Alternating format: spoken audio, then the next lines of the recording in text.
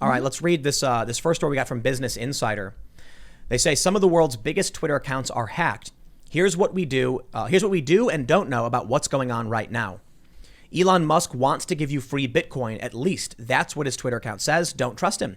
The Tesla account is one of numerous high-profile accounts on the social network that have been compromised as part of a remarkable far-reaching hack in an attempt to scam people using digital currency Bitcoin. This is speculation, and they should not be saying it. They don't know what this is. Yep. They can mention the tweets did this, and I think last time I checked, it was like $100,000. They had apparently had raised their address.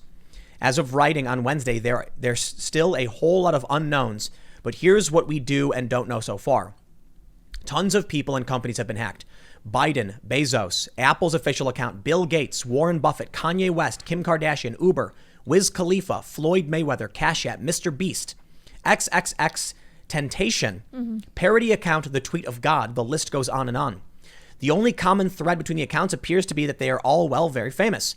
The hackers appear to be targeting high-profile accounts that will spread the scam as far as possible. I love the speculation. I love it. They don't know what this is. Yeah, they have but no sure idea. enough, Mike Cernovich tweeted this. The Bitcoin angle is for dumb journalists who are too stupid to know what's happening around them. Agreed. Hey, look at that. You do one Google search as to what happened in 2013 with the AP, and targeting Obama is not about getting Bitcoin. Not at all. No. How did they get hacked? That's not clear. There have been incidents in the past in which third-party social media management apps got hacked, and users of that app were compromised. It means hackers can gain access to their accounts even though Twitter itself wasn't breached. It's not clear what's going on in this case, but the unprecedented scale of the hack does raise the possibility that Twitter's systems may have been breached in some way. Another way this hack is unusual is the duration of it.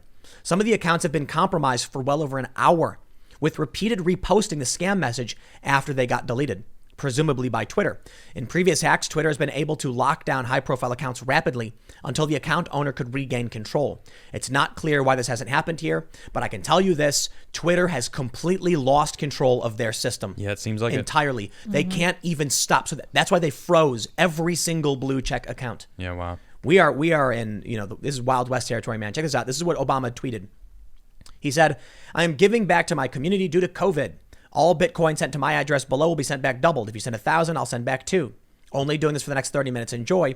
Just sent out $40,000. Clearly not real. Wow. Twitter is saying nothing.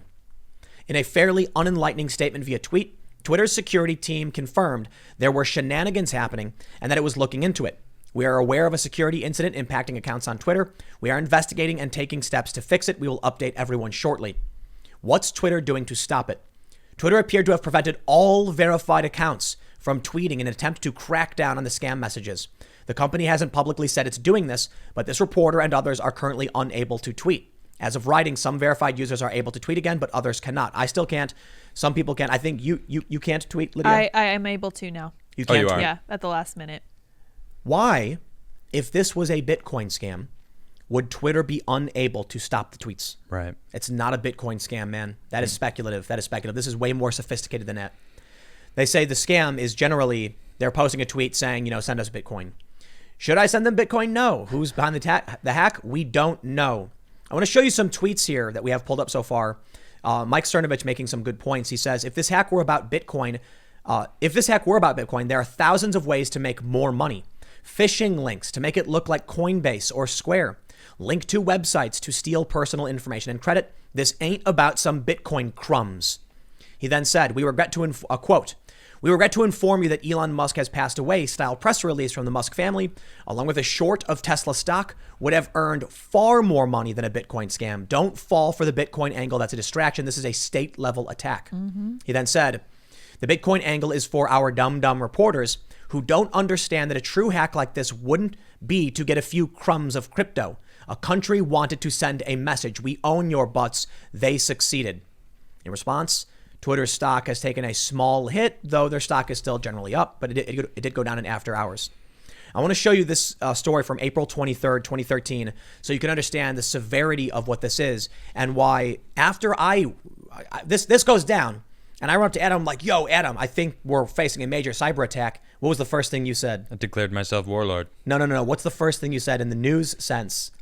Because of the executive order yesterday. Donald Trump basically said in this executive order, if you are associated with China in any way and are giving aid to them as they repress Hong Kong, we will take everything. Yep. This executive order was, I'm surprised it wasn't bigger news. I was reading it this morning. A friend of mine sent it to me like, dude, you need to read this. And I was just reading it. And I ran in here. I'm like, dude, you have to read this. It's incredible. So, and then this happened. It's like, it makes total sense. It's a counterattack. It basically says that if you in any way provide aid to people associated with the Chinese government who are in any way repressing the rights of Hong Kong, we will take your assets, we'll seize things, you can't travel. And considering the amount of property and resources Chinese officials have been buying in this country and organizations, I mean, this is far reaching. Yeah, it is. But let's go back in time real quick. Check this out. Syrian hackers claim AP hack that tipped stock market by $136 billion. Is it terrorism? Look at this. You can see it on the screen. This blip right there where the whole market just dropped and bounced back up. What you are seeing in that is a sophisticated cyber attack. But not only that, it was the destruction of the lives of so many innocent people who didn't know it was about to happen. And all of a sudden, these retirement accounts, these day traders had these automated sell-offs occur because the price dropped so rapidly. And then other people who had automatic, buy, I don't know what the stock terminology is called, but automatically wanted to buy, gained all of those assets and the price skyrocketed back up. You lost all your assets like that. They say at 1:07 p.m. on Tuesday, this is April 23rd, 2013, when the official Twitter account for the Associated Press sent a tweet to its nearly 2 million followers that warned, I'm not going to read what they said, but they basically said that a catastrophic event had occurred and Obama was hurt.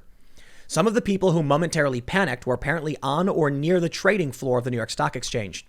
At 1:08, the Dow began a perilous but short-lived nosedive. It dropped about 150 points from 14,697 to 14,548 before stabilizing at 1:10 p.m. When news of the tweet had been erroneous began to spread by 1:13, the level had returned to 14,690. During those 3 minutes, the fake tweet erased $136 billion in equity market value. Wow. Just 2.5 weeks ago, Bloomberg LP announced that it would begin adding a small number of Twitter accounts to its financial information terminals, which are ubiquitous in Wall Street's financial offices. The idea, ironically enough, was to combat misinformation spread on Twitter. In August, false information spread on Twitter suggesting that Syrian President Bashar al-Assad had been killed, sending crude oil prices spiking. The market appears to have recovered from the AP Twitter hack, which was both juvenile and easily fixed. The AP got word out quickly that the tweet was the result of a hack, and Twitter shut down the compromised account. Now you can see the true power, the absolutely true power and that of Twitter. And that was one account, one tweet. One tweet. One tweet had that effect. And Twitter was able to go in and go, delete. Yeah. They can't do it now. Twitter is panicking. A dumpster fire does not describe the level of chaos that is inside of Twitter right now. Yep. They are probably sweating bullets. That's probably an understatement. If they're unable to remove these accounts, the degree to which they've been compromised is incredible. And if they can do $136 billion in damage with one tweet, and then Jack was able to reverse it, imagine how much damage they could do to our economy with a tweet from former President Obama, current presidential candidate Democratic frontrunner Joe Biden, Elon Musk, Bezos. Yep.